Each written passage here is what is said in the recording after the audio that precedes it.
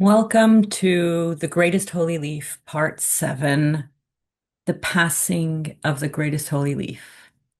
Today we prepare to say farewell to our outstanding heroine of the Baha'i dispensation, our beloved Greatest Holy Leaf. And we begin with Part 1, the last year in the life of Bahíyyih Khánum. The Greatest Holy Leaf's declining health. This photograph was taken very close to the end of the life of the Greatest Holy Leaf. You can see how elderly she is in this photograph. It's a photograph that was provided courtesy of the United States National Baha'i Archives. For at least 3 years prior to her passing, Shoghi Effendi was keenly aware that his pillar and sole support, his beloved great aunt, the Greatest Holy Leaf, was approaching the last years of her earthly life. Bahiyyih Khanum was increasingly frail, her eyesight was failing, her strength was declining, and she had been asked by doctors to stay confined to her bed. The Guardian's awareness of this is evident in two letters he sent to the Baha'is of the United States and Canada in 1929 and 3 years later in 1932. On the 25th of October 1929, The Guardian explained to the Baha'is of North America that one of the Greatest Holy Leaf's last earthly wishes was the restarting of the work of the Mother Temple of the West.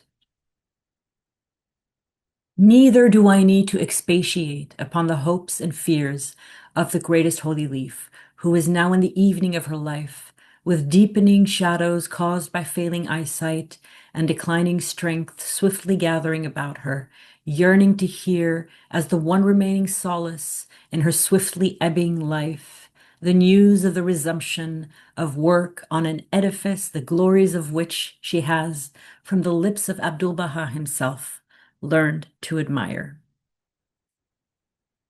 The last photograph of the Greatest Holy Leaf. This is a picture of Euphemia Effie Baker, the second Australian Baha'i and a professional photographer.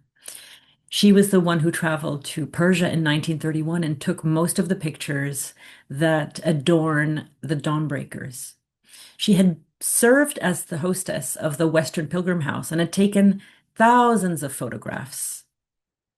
One day in 1931, Effie Baker was taking a very special photograph. Her assignment was to capture one of the most sacred relics in the faith, the painting of the Bab done in Urumiyeh in northwestern Iran when he was 29 years old, and which was in Bahiyyih Khanum's room. Effie had asked Saichiro Fujita to help her with a delicate task. So as Bahiyyih Khanum was in the room with them, Effie, ever the professional photographer, asked her 2 or 3 times if she would allow her to take her portrait. The Greatest Holy Leaf declined, and Effie decided not to press her. But the Greatest Holy Leaf was sitting on the edge of her bed, watching Effie work with great interest. Encouraged by this, Effie followed her professional instinct and asked the Greatest Holy Leaf one last time if she could take her portrait because she had only one photographic glass plate left. The Greatest Holy Leaf said yes. And this is the photograph that Effie took. She quickly refocused her camera, but as she was taking the picture, Saichiro Fujita spoke to her, and the Greatest Holy Leaf said, smiling, "What did you say, Fujita?" And that was the moment that was captured in the last photograph that we have of the Greatest Holy Leaf 1 year before her passing. The photograph was first published on page 170 of the Baha'i World, Volume 5, 1932, 1934. Speaking of her portrait, Effie would later say, "To me it is Khanum as I knew her. Some people say how thin and frail her hands, showing the veins, but I just love them, for I knew the soft, loving, caressing touch of these lovely fingers." The Dawnbreakers. Most of these pictures were taken by Effie Baker. It took Shoghi Effendi almost 8 months of continuous, back-breaking work to translate, edit, annotate, illustrate, and essentially recreate the Dawnbreakers for publication from the summer of 1930 to March 1931. When he was done, The Dawnbreakers was a true literary masterpiece, and Shoghi Effendi finally had a gift worthy of the greatest holy leaf. The first-hand witness to many of the events described in the Dawnbreakers. Shoghi Effendi dedicated the work to Bahiyyih Khanum, daughter of Baha'u'lláh, pillar for Abdu'l-Bahá, and his own shield and shelter, and the most important person of his life. To the greatest holy leaf, the last survivor of a glorious and heroic age, I dedicate this work in token of a great debt of gratitude and love. The North American House of Worship. Shoghi Effendi wrote a long letter titled The Golden Age of the Cause of Bahá'u'lláh on the 21st of March, 1932, and directly conveyed the greatest holy leaf's plea regarding the work on the North American House of Worship. And in this fervent plea, my voice is once more reinforced by the passionate and perhaps the last entreaty of the greatest holy leaf, whose spirit, now hovering on the edge of the great beyond, longs to carry on its flight to the Abha kingdom and into the presence of a divine and almighty Father, an assurance of the joyous consummation of an enterprise, the progress of which has so greatly brightened the closing days of her earthly life. This photograph and the next two photographs are about the work of the exterior ornamentation of the House of Worship. Sometime in the early summer of 1932, the National Spiritual Assembly of the United States and Canada had begun working on the exterior ornamentation of the North American House of Worship. Shoghi Effendi did not miss this opportunity to congratulate them in a cable he sent them on the 10th of June, 1932, 1 month before Bahiyyih Khanum's passing. Assembly's momentous decision fraught with incalculable consequences, worldwide benefits, greatest holy leaf filled with delight, both devoutly praying, unrelaxing determination, consummate heroic enterprise, abiding gratitude. The last pilgrimage of Keith Ransom Keller. The Guardian summoned Keith Ransom Keller, the future hand of the cause, to Haifa for consultations before her trip to Persia. She stayed a few weeks in Haifa and was one of the very last Western pilgrims ever to see Bahiyyih Khanum before her passing. Keith kept a diary and described the greatest holy leaf with one of the last pen portraits we have of the daughter of Baha'u'lláh and Abdu'l-Bahá's saintly sister. From the greatest holy leaf streamed an effulgence of beauty and heavenly love that I have never witnessed from any human being. To come into her presence was to hush and exalt the soul. Her thoughtfulness, her loving kindness, her self-mastery, her complete dedication to the things of the Spirit never ceased to the last hour that I saw her, just a month and a day before her ascension. The greatest holy leaf had a very special message to Keith. Keith Ransom Keller left on the 15th of June, 1932 for Persia, exactly 1 month before the greatest holy leaf's passing. As Keith was saying goodbye to all the women after tea, Bahiyyih Khanum, Abdu'l-Bahá's oldest daughter and the mother of Shoghi Effendi, helped the greatest holy leaf up from her seat. The greatest holy leaf would have none of Keith's protests. She embraced her in her arms and gave her an important message. The next two slides show Keith Ransom Keller in Iran. When you are come to Persia, I want you to give my love to every Baha'i in that land, to the men the same as to the women. And when you reach the holy city of Tehran, enter it in my name and teach there in my name. The summer picnic.